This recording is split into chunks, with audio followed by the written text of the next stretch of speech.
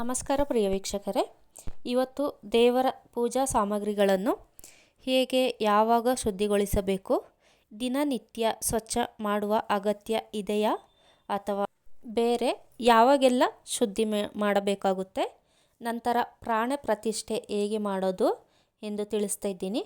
ಅದಕ್ಕಿಂತ ಮುಂಚೆ ಯಾರೆಲ್ಲ ನನ್ನ ಚಾನಲ್ ಸಬ್ಸ್ಕ್ರೈಬ್ ಮಾಡ್ಕೊಂಡಿಲ್ಲ ಸಬ್ಸ್ಕ್ರೈಬ್ ಮಾಡ್ಕೊಳ್ಳಿ. ದಿನನಿತ್ಯದಲ್ಲಿ ಪ್ರತಿ ಗೃಹಿಣಿಯು ಯಾವ ರೀತಿಯಾಗಿ ಸಣ್ಣ ಪುಟ್ಟ ಬದಲಾವಣೆಗಳನ್ನು ಮಾಡಿಕೊಂಡು ತನ್ನ ಸಂಸಾರವನ್ನು ಕೆಲವೊಂದು ಬದಲಾವಣೆಯಿಂದ ಸುರಕ್ಷಿತಗೊಳಿಸಿ ಉತ್ತಮ ಜೀವನ ಸಾಗಿಸಬಹುದು, ಸಂಸಾರದಲ್ಲಿ ಏಳಿಗೆಯನ್ನು ಹೇಗೆ ಕಂಡುಕೊಳ್ಳಬಹುದು ಎಂದು ತಿಳಿಸ್ತಿದ್ದೀನಿ. ನಾನು ಕೂಡ ಇಂತಹ ಬದಲಾವಣೆಗಳಿಂದಲೇ ನನ್ನ ಸಂಸಾರದಲ್ಲಿ ಸುಖವನ್ನು ಕಂಡುಕೊಂಡಿದ್ದು. ಇಂತಹ ಎಷ್ಟೋ ಬದಲಾವಣೆಗಳು ನಮ್ಮ ಜೀವನದ ದಿಕ್ಕನ್ನೇ ಬದಲಾಯಿಸಿದೆ. ಒಂದು ಸಮಯದಲ್ಲಿ ತುಂಬ ಕಷ್ಟ ಅನುಭವಿಸಿದ್ದೇನೆ. ಸಾಕಪ್ಪ ಈ ಕಷ್ಟದ ಜೀವನ ಅಂತ ಅಂದ್ಕೊಂಡಿದ್ದ ದಿನಗಳು ಕೂಡ ಇದೆ. ಆದರೆ ಇವಾಗ ಆಗಿಲ್ಲ. ಆ ತಾಯಿಯ ಆಶೀರ್ವಾದದಿಂದ ಒಂದೊಂದೇ ಮೆಟ್ಟಿಲು ಹತ್ಕೊಂಡು ಬಂದಿದ್ದೀನಿ. ಹಾಗಿದ್ದರೆ ಬನ್ನಿ, ಪೂಜಾ ಸಾಮಗ್ರಿಗಳನ್ನು ಹೇಗೆ ಸ್ವಚ್ಛ ಮಾಡೋದು ಅಂತ ನೋಡೋಣ. ಮೊದಲನೇದಾಗಿ ನಾವು ದೇವರ ಸಾಮಗ್ರಿಗಳನ್ನು ಅಥವಾ ಫೋಟೋಗಳನ್ನು ರಾಹುಕಾಲದಲ್ಲಿ ಸ್ವಚ್ಛ ಮಾಡಬಾರದು. ಇದು ಅತ್ಯಂತ ಮುಖ್ಯವಾದ ವಿಷಯ. ಹಾಗೆ ಸಂಧ್ಯಾಕಾಲದಲ್ಲಿ ಗೋಧೂಳಿ ಸಮಯದಲ್ಲಿ ಕದಲಿಸಬಾರದು. ಕೆಲವೊಮ್ಮೆ ವ್ರತಗಳ ಹಬ್ಬಗಳು ಇದ್ದಲ್ಲಿ ಮಾತ್ರ, ವ್ರತವನ್ನು ಸಮಾಪ್ತಿಗೊಳಿಸಲು ಮಾಡುವ ಸಂದರ್ಭದಲ್ಲಿ ಮಾತ್ರ ನೀವು ಪ್ರತಿಷ್ಠಾಪನೆ ಮಾಡಿದಂಥ ಕಳಸಗಳು, ಮೂರ್ತಿಗಳು ಇಂಥವುದನ್ನು ಕದಲಿಸಿ ವ್ರತವನ್ನು ಸಮಾಪ್ತಿ ಮಾಡಿಕೊಳ್ಳಿ. ಉಳಿದಂತೆ ಮನೆಯಲ್ಲಿರುವ ಮೂಲ ವಿಗ್ರಹಗಳು, ಅಂದರೆ ಯಾವಾಗಲೂ ಪೂಜಿಸುವ ವಿಗ್ರಹಗಳು, ಫೋಟೋಗಳು, ಕಳಶ ಇವುಗಳನ್ನು ಕದಲಿಸಬಾರದು. ಇಷ್ಟು ಅರ್ಥ ಮಾಡಿಕೊಳ್ಳಿ. ಹಾಗೆ ಅಮಾವಾಸ್ಯೆ ಹುಣ್ಣಿಮೆಗಳಲ್ಲಿ ಒಂದು ದಿನ ಮುಂಚಿತವಾಗಿ ಪೂಜಾ ಸಾಮಗ್ರಿಗಳನ್ನು ಸ್ವಚ್ಛ ಮಾಡಿ. ಶುಕ್ರವಾರ, ಮಂಗಳವಾರ, ಶನಿವಾರ ಅಮಾವಾಸ್ಯೆ ಹುಣ್ಣಿಮೆಗಳಲ್ಲಿ ದೇವರನ್ನು ಕದಲಿಸಬಾರದು, ಹಾಗೆಯೇ ತೊಳೆಯಲು ಬಾರದು. ಆದರೆ ದೇವಸ್ಥಾನಗಳಲ್ಲಿ, ಮನೆಯಲ್ಲಿ ಬೇರೆಯೇ ಲೆಕ್ಕ ಇರುತ್ತೆ.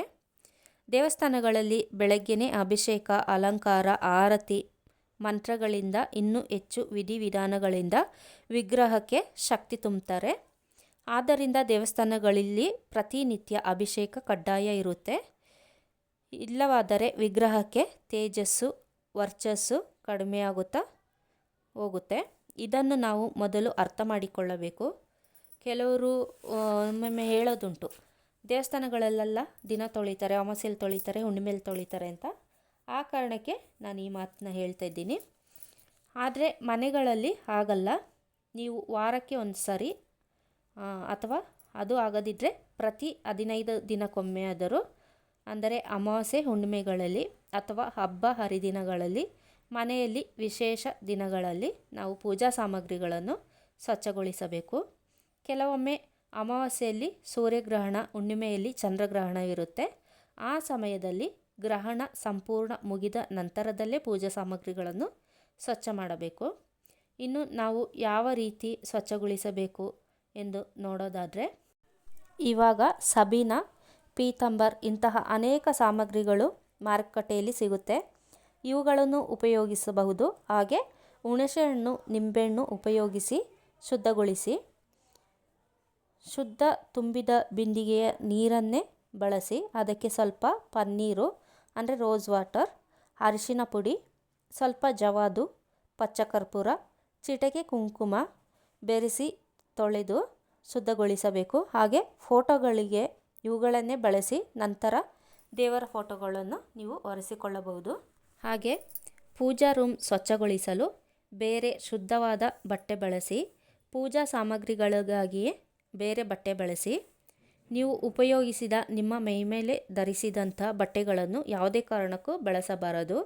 ಈ ಮಾತನ್ನು ಯಾಕೆ ಹೇಳ್ತಿದ್ದೀನಿ ಅಂದರೆ, ನಾನು ಮದುವೆಯಾಗಿ ಬಂದಾಗ ನಮ್ಮ ಮನೇಲಿ, ಅಂದರೆ ಗಂಡನ ಮನೇಲಿ ಹೀಗೆ ಮಾಡ್ತಿದ್ರು. ಅಂದರೆ ಹಳೆ ಬನಿಯನ್ಗಳು, ಬೇರೆ ಕಾಟನ್ ಬಟ್ಟೆಗಳನ್ನ ಉಪಯೋಗಿಸಿ ಅದನ್ನ ಸೀಟ್ತಾಯಿದ್ರು. ನಂತರ ನಾನೇ ಅದನ್ನ ಬದಲಾಯಿಸಿದೆ. ನಾನು ಹೇಳಿದ ವಸ್ತುಗಳೆಲ್ಲವೂ ಕೂಡ ನಿಮಗೆ ಗದ್ದಿಗೆ ಅಂಗಡಿಲಿ ಸಿಗುತ್ತೆ. ಅಲ್ಲೇ ಕೆಂಪು ಅಥವಾ ಬಿಳಿ ಚಿಕ್ಕ ಟವಲ್ಗಳು ಕೂಡ ಸಿಗುತ್ತೆ. ನೀವು ಅದನ್ನ ತಂದು, ಅದು ಒಂದು 30-40 ರೂಪಾಯಿ ಇರುತ್ತೆ. ನೀವು ಅದನ್ನ ತಂದು ದೇವರ ಫೋಟೋ ಆಗಲಿ, ವಿಗ್ರಹ ಆಗಲಿ, ದೇವ್ರ ಮನೆಯನ್ನು ಆಗಲಿ ಸ್ವಚ್ಛಗೊಳಿಸ್ಬೋದು. ಹಾಗೆಯೇ ಶುಕ್ರವಾರ, ಮಂಗಳವಾರ, ಶನಿವಾರ, ಅಮಾವಾಸ್ಯೆ, ಹುಣ್ಣಿಮೆಗಳಲ್ಲಿ ಪೂಜಾ ಸಾಮಗ್ರಿಗಳನ್ನು ಶುದ್ಧಗೊಳಿಸಬಾರ್ದು ಅಂತ ಹೇಳಿದ್ದೆ. ಆದರೆ ನಿಮಗೆ ಅನಿವಾರ್ಯ ಕಾರಣ ಇದ್ದರೆ ಮಾತ್ರ ಶುದ್ಧಿಗೊಳಿಸಿ. ಅಂದರೆ ಮನೆಗೆ ಸೂತಕದ ಪರಿಸ್ಥಿತಿ ಇದ್ದಲ್ಲಿ ಸೂತಕ ಕಳೆದುಕೊಳ್ಳಲು ಹಾಗೂ ಇನ್ನಿತರ ಅನಿವಾರ್ಯತೆ ಸಂದರ್ಭಗಳಲ್ಲಿ ಮಾತ್ರ ಶುದ್ಧಿಗೊಳಿಸಿ. ಇಲ್ಲವಾದರೆ ಖಂಡಿತ ಇದು ನಿಷಿದ್ಧನೇ, ಅರ್ಥ ಮಾಡ್ಕೋಬೇಕು ನೀವು. ಇನ್ನು ಮುಂದುವರಿದ ಭಾಗ ನೋಡೋದಾದರೆ, ಬಹಳ ಮಂದಿ ಜನರು ದೇವರಿಗೆ ಅರಿಶಿಣ ಕುಂಕುಮ ಮಾತ್ರ ಇಡುತ್ತಾರೆ. ಆದರೆ ದೇವರಿಗೆ ಇಡುವ ಅರಿಶಿಣ ಕುಂಕುಮ ಜೊತೆಗೆ ಇನ್ನು ಕೆಲವೊಂದು ಮಂಗಳಕರ ದ್ರವ್ಯಗಳನ್ನು ಸೇರಿಸಿ ಇಡುವುದರಿಂದ ದೈವಿಕ ಕಳೆ ಹೆಚ್ಚಾಗುತ್ತೆ. ಅರಿಶಿಣ ಕುಂಕುಮದ ಜೊತೆಗೆ ಗಂಧ, ಅಷ್ಟಗಂಧ, ಜವಾದು, ಪಚ್ಚ ಕರ್ಪೂರಗಳನ್ನು ಸೇರಿಸಿ ನೀವು ತಿಲಕ ಅಥವಾ ಬೊಟ್ಟು ಇಡಬೇಕು. ನಾನು ಇದಕ್ಕೆ ಇನ್ನೂ ಕೆಲವೊಂದು ಪ್ರಮುಖ ವಸ್ತುಗಳನ್ನು ಸೇರಿಸಿ ಅರಿಶಿಣ ಕುಂಕುಮ ಹಚ್ಚುತ್ತೇನೆ. ಆದರೆ ಅವುಗಳನ್ನು ಹಚ್ಚಲು ಕೆಲವೊಂದು ಕ್ರಮಗಳಿದೆ. ಆದ್ದರಿಂದ ನಾನು ಇಷ್ಟನ್ನು ಮಾತ್ರ ನಿಮಗೆ ಹೇಳ್ತಿದ್ದೀನಿ. ನಾನು ತಿಳಿಸಿದ ಕೆಲವೊಂದು ಮಂಗಳಕರ ದ್ರವ್ಯಗಳು ದೇವರಲ್ಲಿ ಕಳೆಯನ್ನು ತುಂಬುತ್ತೆ. ಗಂಧ, ಅಷ್ಟಗಂಧ, ಜವಾದು, ಪಚ್ಚಕರ್ಪೂರ ಇವುಗಳನ್ನು ರೋಸ್ ವಾಟರ್ ಅಥವಾ ಪನ್ನೀರಲ್ಲಿ ಕಲಸಿ ಹಚ್ಚಿ ದೇವರ ಪೂಜಾ ರೂಮನ್ನು ಸ್ವಲ್ಪ ಅರಿಶಿಣ, ನಿಂಬೆ ರಸ, ಪಚ್ಚಕರ್ಪೂರ, ಜವಾದು ಸೇರಿಸಿ ನೀರಿನಲ್ಲಿ ಬೆರೆಸಿ ಒರೆಸುವುದರಿಂದ ದೈವಶಕ್ತಿ ಎಂಬುದು ಸ್ಥಿರವಾಗಿ ನಿಲ್ಲುತ್ತೆ ಹಾಗೂ ದೇವರ ಕೋಣೆ ಬಹಳ ಪರಿಮಳಭರಿತವಾಗಿರುತ್ತೆ. ಈ ರೀತಿ ಮಾಡುವುದರಿಂದ ಕ್ರಮೇಣ ಬದಲಾವಣೆಗಳನ್ನು ನೀವು ಕಾಣುವಿರಿ. ದೇವರ ಕೋಣೆಯಲ್ಲಿ ಲಕ್ಷ್ಮಿ, ಗಣೇಶ, ಗುರುಗಳು, ಮನೆ ದೇವರು ಹಾಗೂ ಇಷ್ಟ ದೇವರ ಫೋಟೋ ಮಾತ್ರ ಇರಬೇಕು. ಕೆಲವೊಬ್ಬರು ಯಾವ ದೇವಸ್ಥಾನಕ್ಕೆ ಹೋಗ್ತಾರೆ ಅಲ್ಲಿಂದ ಫೋಟೋಗಳು, ವಿಗ್ರಹಗಳು ತಂದು ಇಟ್ಟಿರ್ತಾರೆ.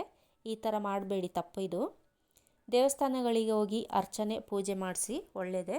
ಆದರೆ ಫೋಟೋ, ವಿಗ್ರಹಗಳನ್ನು ತಂದಿಡಬೇಡಿ. ಒಂದೇ ದೇವರ ಫೋಟೋಗಳು 2 ಅಥವಾ ಅಧಿಕ ಸಂಖ್ಯೆಯಲ್ಲಿ ಇಡಬೇಡಿ. ಹಾಗೆಯೇ ವಿಗ್ರಹಗಳು ಅಷ್ಟೇ, ಒಂದೇ ದೇವರ ವಿಗ್ರಹ 2 ಅದಕ್ಕಿಂತ ಹೆಚ್ಚು ವಿಗ್ರಹಗಳು ಇಡಬಾರ್ದು. ನಿಮ್ಮ ಮನೆ ದೇವರು ವಾರಗಳನ್ನು ಚಾಚೂ ತಪ್ಪದೆ ಮಾಡಿ ಇದನ್ನು ನಿಮ್ಮ ಮಕ್ಕಳು, ಮೊಮ್ಮಕ್ಕಳಿಗೆ ತಿಳಿಸಿಕೊಡಿ. ಹಾಗೆಯೇ ಸೋಷಿಯಲ್ ಮೀಡಿಯಾಗಳಲ್ಲಿ ಸಾಧಕರು ಸಾಧನೆ ಬಗ್ಗೆ ತಿಳಿಸುತ್ತಾರೆ, ಮಂತ್ರ, ಯಂತ್ರ, ತಂತ್ರದ ಬಗ್ಗೆ ತಿಳಿಸುತ್ತಾರೆ. ಆದರೆ ಸಾಧನೆ ಎಲ್ಲರಿಗೂ ಸಾಧ್ಯವಿಲ್ಲ. ಇಂತಹ ಸಣ್ಣ ಪುಟ್ಟ ಬದಲಾವಣೆಗಳು ಸಹ ನಾವು ಕೂಡ ಮಾಡ್ಕೋಬೋದು ನಮ್ಮ ಜೀವನದಲ್ಲಿ. ಹಾಗೆ ಬದಲಾವಣೆಗಳನ್ನ ಕೂಡ ನಾವು ಕಂಡುಕೊಳ್ಬೋದು. ಇನ್ನು ದೇವರ ಮನೆ ದೀಪಗಳು, ದೇವರ ಪೂಜಾ ಸಾಮಗ್ರಿಗಳು ಎಷ್ಟು ಶುದ್ಧವಾಗಿರುತ್ತೋ ಅಷ್ಟು ಶುಭ ಫಲವಿರುತ್ತೆ. ದೇವರ ಮನೆಗಳಲ್ಲಿ ಒಡೆದಿರುವ ವಿಗ್ರಹಗಳು, ಫೋಟೋಗಳು, ಯಂತ್ರಗಳು ಇಡಬೇಡಿ. ದೇವರ ಮನೆಯನ್ನು ಸ್ವಚ್ಛಗೊಳಿಸಲು ಪ್ರತ್ಯೇಕ ಒಂದು ವಸ್ತ್ರ ಅಥವಾ ಬಟ್ಟೆ ಸ್ವಚ್ಛ ಮಾಡಿ ತುಂಬ ಒಳ್ಳೆಯದು. ದೇವರ ಮನೆಯನ್ನು ಅರಿಶಿಣ ಹಾಕಿದ ನೀರಿನಿಂದ ಶುದ್ಧ ಮಾಡಿ ಆ ಮನೆಯಲ್ಲಿ ದೈವಿಕ ಕಳೆ ವೃದ್ಧಿಸಿ ಹಣದ ಸಮಸ್ಯೆಗಳು ನಿವಾರಣೆಯಾಗುತ್ತೆ. ನೆಲ ಒಣಗುವವರೆಗೂ ತುಳಿಬೇಡಿ. ಇವೆಲ್ಲ ತುಂಬ ಶುದ್ಧವಾಗಿರಬೇಕು, ಇಲ್ಲವಾದರೆ ಫಲದಲ್ಲಿ ವ್ಯತ್ಯಾಸ ಕಂಡುಬರುತ್ತೆ ನಿಮಗೆ. ದೇವರ ಮನೆಯಲ್ಲಿ ತುಂಬ ವಿಗ್ರಹಗಳು ಬೇಡ. ವಿಗ್ರಹಗಳು ಜಾಸ್ತಿ ಆದರೆ ನೈವೇದ್ಯ ಕೂಡ ಪ್ರಮಾಣ ಜಾಸ್ತಿ ಮಾಡಬೇಕಾಗುತ್ತೆ. ತುಂಬ ಎತ್ತರದ ವಿಗ್ರಹಗಳು ಬೇಡ. ಅಕಸ್ಮಾತಾಗಿ ಇದ್ದರೆ ಪ್ರತಿದಿನ 1 ಸೇರು ಅಕ್ಕಿಯ ಅನ್ನವಾದರೂ ನೈವೇದ್ಯಕ್ಕೆ ಇಡಬೇಕು. ಅಂದರೆ ನೈವೇದ್ಯ ಪ್ರಮಾಣ ಜಾಸ್ತಿ ಮಾಡಬೇಕು. ದೇವರುಗಳು ಯಾವಾಗಲೂ ಆಹಾರ ಕೇಳುತ್ತಿರುತ್ತವೆ. ದೇವರ ಹತ್ತಿರ ಸಿಹಿ ನೈವೇದ್ಯ ಇಡಿ. ರಾತ್ರಿ ಮಲಗೋಕ್ಕೆ ಮುಂಚೆ ಅದನ್ನು ಮನೆ ಮಂದಿಯೆಲ್ಲ ಸೇವಿಸಬಹುದು. ದೇವರ ಪೂಜೆ ಮಾಡುವಾಗ ಆಕಳಿಕೆ, ಕೋಪ ಇವೆಲ್ಲವೂ ದೂರ ಇರಬೇಕು. ಅನಗತ್ಯ ಚಟುವಟಿಕೆಗಳು ಕೂಡ ಬೇಡ. ಸಂಧ್ಯಾ ವಂದನೆ ಮತ್ತು ಸ್ತ್ರೀಯರು ತುಳಸಿ ಪೂಜೆ ಇಲ್ಲದಿದ್ದರೆ ಯಾವ ಪೂಜೆಯೂ ಫಲ ಕೊಡುವುದಿಲ್ಲ. ಹಣೆಯಲ್ಲಿ ಕುಂಕುಮ, ಗಂಧ ಅಥವಾ ಭಸ್ಮ ಇತ್ಯಾದಿ ಯಾವುದಾದರೂ ಒಂದನ್ನು ಧರಿಸಲೇಬೇಕು. ಇಲ್ಲವಾದರೆ ಪೂಜೆ ಫಲ ಕೊಡುವುದಿಲ್ಲ. ದೇವರ ನೈವೇದ್ಯ ಮಾಡುವಾಗ ವೀಳ್ಯದೆಲೆ, ಅಡಿಕೆ, ತಾಂಬೂಲ ಇಲ್ಲದ ನೈವೇದ್ಯ ಫಲ ಕೊಡುವುದಿಲ್ಲ. ನೈವೇದ್ಯ ಮಾಡುವಾಗ ತುಳಸಿ ಪತ್ರೆಯನ್ನು ಬಳಸಬೇಕು. ದೇವರ ಪೂಜೆಗಳು ಸಂಕಲ್ಪ ಇಲ್ಲದೆ ಮಾಡಬೇಡಿ. ಸಂಕಲ್ಪ ಇದ್ದರೆ ನಿಮ್ಮ ಪ್ರಾರ್ಥನೆಗಳು ಬೇಗ ಈಡೇರುತ್ತೆ. ದೇವರ ಮನೆಯಲ್ಲಿ ಚಿಕ್ಕ ದೀಪಗಳನ್ನು ಜೋಡಿಸಿ ಇಡಿ. ದೊಡ್ಡ ದೀಪಗಳಾದರೆ ಎಡಗಡೆ ಬಲಗಡೆ ಇಡಬಹುದು. ಗಣಪತಿ ಪೂಜೆ, ಮನೆದೇವರ ಪೂಜೆ, ದೇವಿ ಪೂಜೆಯಿಂದ ಮಾತ್ರ ನಿಮಗೆ, ಜೊತೆಗೆ ತುಳಸಿ ಪೂಜೆ, ಇದರಿಂದ ಮಾತ್ರ ನಿಮಗೆ ಪೂರ್ಣ ಪೂಜಾ ಫಲ ದೊರೆಯುತ್ತೆ. ಮನೆ ದೇವರ ಪೂಜೆ ಇಲ್ಲದಿದ್ದರೆ ಯಾವ ದೇವರುಗಳು ನಿಮ್ಮ ಮನೆಯನ್ನು ರಕ್ಷಿಸುವುದಿಲ್ಲ. ಎಂಥ ಕಷ್ಟ ಬಂದರೂ ನಮ್ಮನ್ನು ನಮ್ಮ ಮನೆ ದೇವರೇ ರಕ್ಷಿಸುವುದು. ಹಾಗೆ ಗೃಹಿಣಿಯು ಪೂಜೆ ಮಾಡುವಾಗ ಒಂದು ಅಂಚಿರುವಂತಹ ಸೀರೆ ಉಟ್ಕೋಬೇಕು. ಅಥವಾ ಗಂಡಸರಾದರೆ ಒಂದು ಲುಂಗಿ ಮೇಲೆ ಶಲ್ಯ, ಅದು ಅಂಚಿರೋಂಥದ್ದೇ ಹಾಕೋಬೇಕು. ಇದ್ರ ಬಗ್ಗೆ ನಾನು ಹಿಂದಿನ ವಿಡಿಯೋದಲ್ಲಿ ತಿಳಿಸಿದ್ದೀನಿ. ನೋಡಿದ್ರಲ್ಲ ಸ್ನೇಹಿತರೆ, ದೇವರ ಮನೆ ಬಗ್ಗೆ ನಾನು ಸಂಕ್ಷಿಪ್ತವಾಗಿ ನಿಮಗೆ ವಿವರಿಸಿದ್ದೀನಿ. ಇಂತಹ ಇನ್ನೂ ಹೆಚ್ಚಿನ ಮಾಹಿತಿಗಾಗಿ ನನ್ನ Shri Renuka creations daily log ಚಾನಲ್ನ ಸಬ್ಸ್ಕ್ರೈಬ್ ಮಾಡ್ಕೊಳ್ಳಿ. ಈ ವಿಡಿಯೋ ನಿಮಗೆ ಉಪಯುಕ್ತ ಆಗಿದೆ ಅಂತ ಹೇಳಿದ್ರೆ ಅಥವಾ ಇಷ್ಟ ಆಗಿದ್ದರೆ ಲೈಕ್ ಮಾಡಿ, ಶೇರ್ ಮಾಡಿ, ಹಾಗೆ ಕಮೆಂಟ್ ಕೂಡ ಮಾಡಿ. ಧನ್ಯವಾದಗಳು. ಮುಂದಿನ ವಿಡಿಯೋದಲ್ಲಿ ಸಿಗೋಣ.